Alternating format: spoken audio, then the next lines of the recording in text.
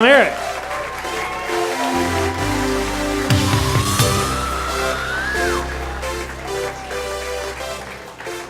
Nice. Keep it going for Keith. Nice. How we doing? Nice. Thanks for coming out tonight. I'm glad you guys all made it. I was a little worried about making it here tonight. When I woke up this morning, my back was killing me. I'm telling you, it was so bad that I called my chiropractor. You know what he told me? He said, Aldo, you can get as much pain relief from an orgasm as you can from one Vicodin.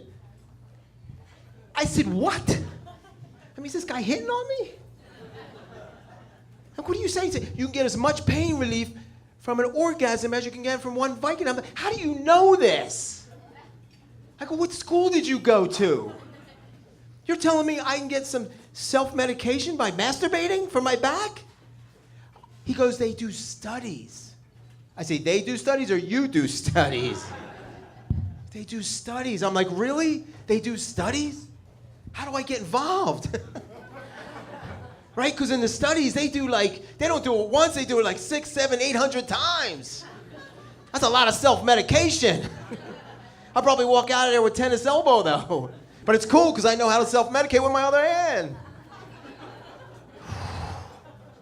It's crazy. And I was a little confused. I go, so are you going to write me a prescription for an orgasm? He goes, why would you ask me that? I'm like, have you ever seen my pharmacist? She's hot.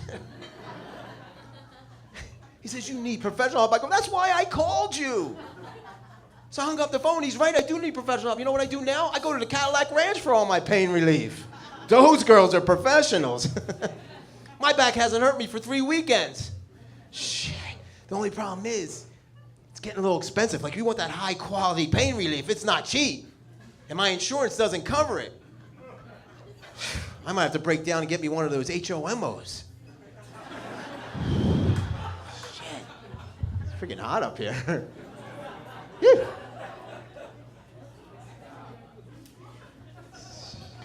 Stop it. I was actually a very ugly kid. I know you're saying, you, Aldo, no way.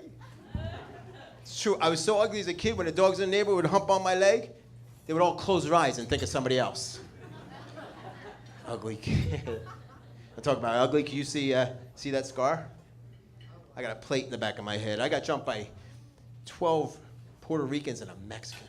12 Puerto Ricans and a black dude. It was a real party. You should have been there. Now, the only thing is, my dad always told me growing up, you should always learn from anything that bad that happens to you. That's why I know women so well. I'm learning every day, sir. The thing I learned is that no matter how tough you are, how tough you think you are, when you're that outnumbered, it's never going to end well for you, right? Sometimes you just got to know when to pull up your pantyhose and run. But the thing that's funny about it, every time I tell someone about the story, they always say, oh, you're so lucky. Oh, you're lucky. Really? Does that look lucky? I mean, it doesn't feel lucky.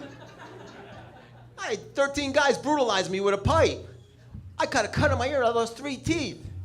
I ripped and got my favorite shirt all bloody. I got a fake-ass mohawk, because I can't grow hair here. I don't know how lucky that was. I'm thinking, you know what would have been lucky if I got jumped by 12 strippers and a massage therapist. That might have been lucky, right? With daddy issues and low self-esteem. Then my story might have had got a happy ending. A prescribed ending, ma'am. It's prescribed. I get a lot of pain.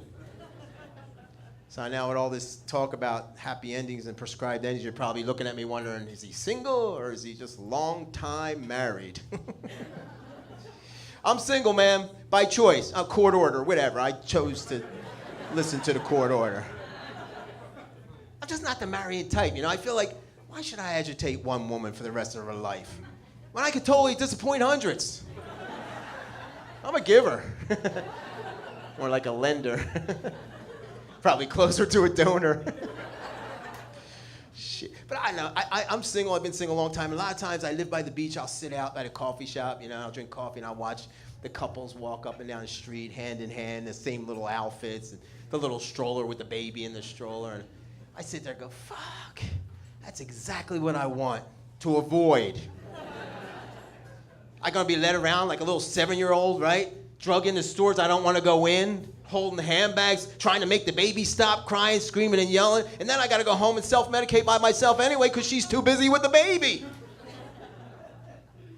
I'd rather stay single, that's all I'm saying. It's just like my sweet Italian mom used to say. She used to always say, Aldo, la pieni di grazia, tutte bene, la fra le donne. Beautiful, right? You know what that means? Me neither. I've been doing comedy for 14 years, not because I love comedy. I've been trying to go to club, town to town, city to city, trying to find out what that means. Shit. Oh, shit.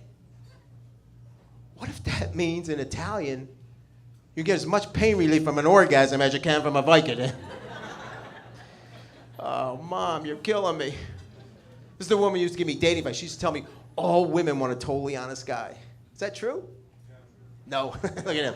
No, you're right. They don't want us to be honest. You don't want me to tell you look fat in those clothes. Do you want me to tell you your hair looks like a mess when you do something different? You don't want that. Because we try to be honest. Like, I try to be honest. Like, when I meet a woman, I say, baby, I'd love to make love to you for hours. I just never tell her in 9-minute increments. Do you know your snooze alarm on your clock is 9 minutes? That's a long freaking time. You try going 9 minutes straight. I'm serious. You try it, dude. That's not. The women think that's a long time.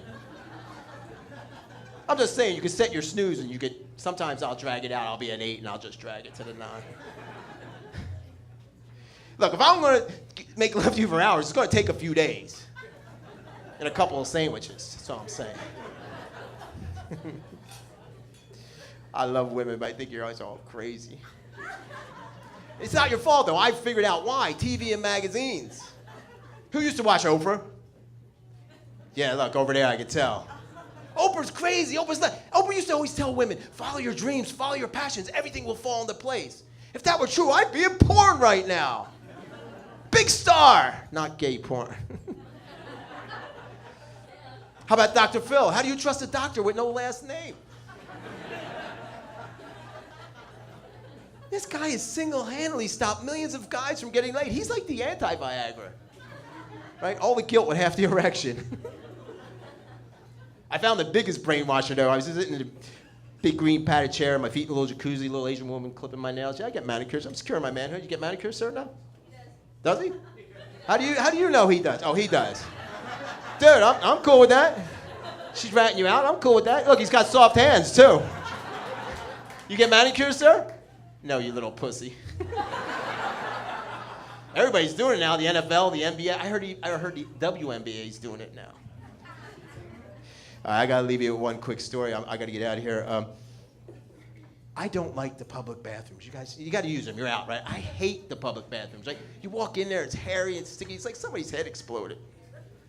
But I came up from Santa Monica and I had to go really bad, right? So I stopped this little restaurant right down around the corner. Ran in, shut the door, sat down. The guy in the next stall says, "Hey, how you doing?" I'm like, I guess it's a Hollywood thing. I'm okay. So what are you up to? I'm supposed to say that. I'm like, I'd be reading my Cosmo if I had it. So what are you up to later? Like, what the hell is this, Brokeback bathroom? Like, look, dude, I'm over here taking care of business, and then I am out of here. Next thing I hear him say, look, can I call you back later? This asshole in the next stall keeps answering everything I'm asking you. Oh, you gotta love those cell phones. They're the shit. You guys have been the shit. Thanks for coming.